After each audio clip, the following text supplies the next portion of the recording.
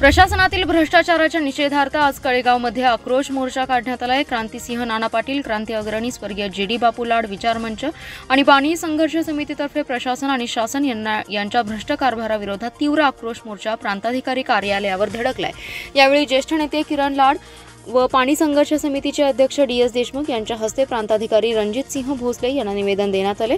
या निवेदनात म्हटले की तहसील, भूमी अभिलेख, दुय्यम निबंध, कृषी, शासकीय दवाखाने, सार्वजनिक बांधकाम विभाग, जलसंपदा, महावितरण येथील कामे पैसे दिल्याशिवाय होत नाहीत। सर्वसामान्य जनतेला या भ्रष्ट कारभाराची आर्थिक झळ बसत आहे। या सर्व खात्यांचा पारदर्शक कारभार व्हावा अशी मागणी निवेदनाद्वारे केली आहे। या खात्याच्या सर्व स्तरावर सूचना देण्यात येणार आहेत, तसेच शासनास कळवण्यात येईल असं आश्वासन बोलताना प्रांताधिकारी यांनी दिलं।